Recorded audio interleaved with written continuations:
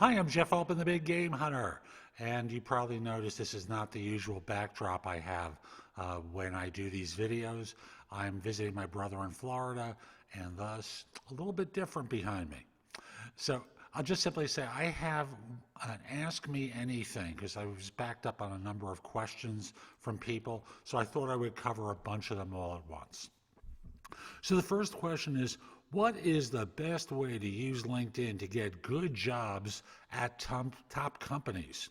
Well, that one's easy. The simplest way is to be attractive to these firms, to have a background that reflects what they look for, so that when they're looking for resumes for jobs that they're trying to fill, your profile is top of mind. It's one that they'll find quickly. How do you do that? Your profile needs to be keyword rich for the terms that they're going to look for to find someone to fill one of their jobs. What are those terms? It depends. If you're a marketing person, it's one thing. If you're in technology, it's another. So I can't go through that. But remember, these firms often look in local geographic areas. You want to be in that specific area that they are. Next, it's the kind of role. You have to do a certain amount of research to find what it is that they look for from the outside, and thus get your profile to have those terms that they use. That's in terms of requirements and in terms of functionality. And third, make it easy for them to contact you. Even go so far as in the About area of your LinkedIn profile, put your email address there so they can just reach out to you. So that's question number one. Number two, once an interviewer asked me, so you worked for this firm for 6 years, achieved your targets, but you didn't get that much of a pay raise. Why? And the person wants to know how they should answer this. I don't control my raises, and I have had a certain amount of loyalty to the organization. As you know, the system is set up that if you stay with a firm, you get incremental increases. If you change jobs, you get a bigger increase, and that your raises are built on that bigger number. So if I join this firm at, let's say, $75,000 a year, and I work there for 6 years, getting 3% increases, I'm not going to make as much as someone who changed jobs twice in that 6 years, or 3 times in that 6 years. Why would you penalize me for being loyal? That's the simplest way, and you got to close with that phrase. Why would you penalize me for being loyal? Next question. A company interviewing me paid for my flight, but I'd like to now pay for my own return so I can get a few more days. Will this look bad? Excuse me. I would call them up and say, I'd like to extend my trip. No, I'm not on additional interviews, but I figured I might like to stay here. I'll take care of my hotel for this period of time. Can I rebook the flight? That's the easiest way to do it. If they say you can't, then I'd like to repay for the flight and just, or have you cancel the flight and I'll fly myself back. Do it the first way. First, so that this way you can see if they'll just pay for that flight instead of having to have them cancel and you rebook. Is it appropriate to take notes during an interview? I am asked this question all the time. And the answer to this is, it's not about lack of appropriateness, but where your focus is going to be on the interview. To me personally, I don't like note-taking when I would do interviews, or I didn't like note-taking when I did interviews, because what I observed is the person was distracted. They had a split attention to taking the note as they were answering the question.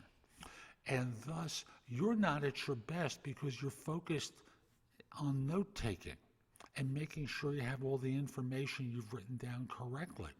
And you interrupt the interviewer's flow as well while you're looking down at your iPad or taking a written note. Doesn't work. Focus on the interviewer. Make your notes immediately afterwards on that same iPad or notepad that you would have otherwise.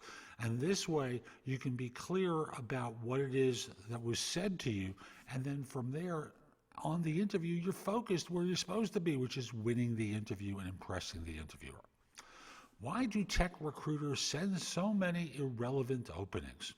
The answer is their systems Well, they're basically searching by keywords, and perhaps they don't have a way of determining what it is that you do. So, for example, I'll use a technology example. They're looking for Java developers, and once the Java developer replies come through, they're not tightening the search from there. They're just sending it out to a broad brushstroke.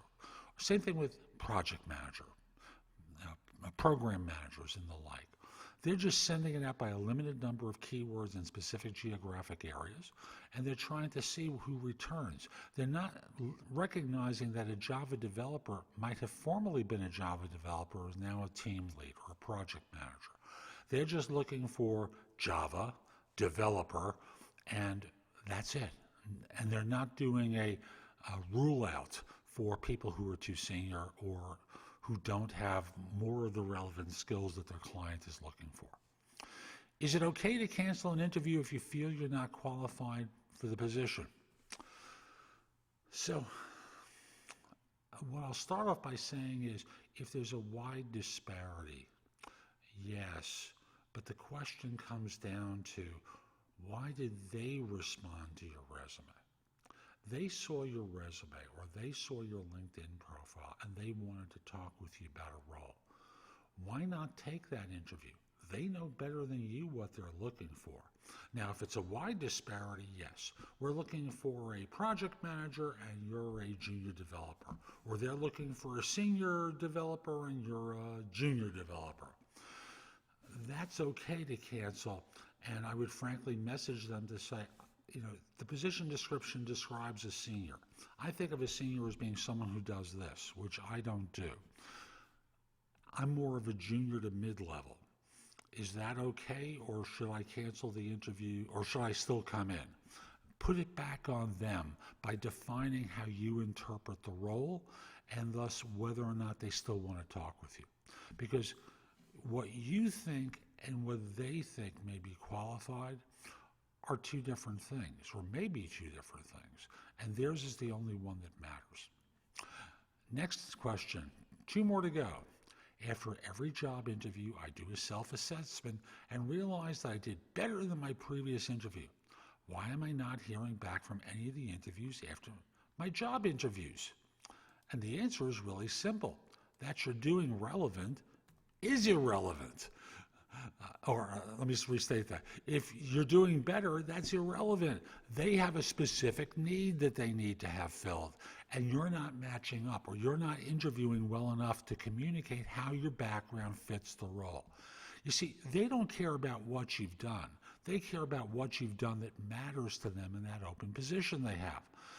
You've got to tie the bow on what it is that they're looking for and how your background fits. My guess is you're not doing that. You're giving a good generic interview or a better generic interview and not one that helps them see how your background fits the role. Last question. Can someone be over-prepared for an interview? Yes. So over-prepared that they tie themselves in knots during the interview. Now, most people never get near this point. What they do instead is they think they're over-prepared, but they're missing the key component, which is how does your background fit the role? And thus, when they're asked questions that go off their script, they're not prepared to convert what it is that they do into what the client wants. And in terms of lack of over-preparedness, most of the time what people consider over-prepared is really under-prepared. Because if you were well-prepared, you'd be able to throw back answers perfectly because you practiced them. Most people never practice, and as a result, they fail on their interviews. You may be doing better than you did previously, but remember, when firms hire, they look for competence, self-confidence, character, chemistry, maybe a little charisma, all of which adds up into, we trust this person.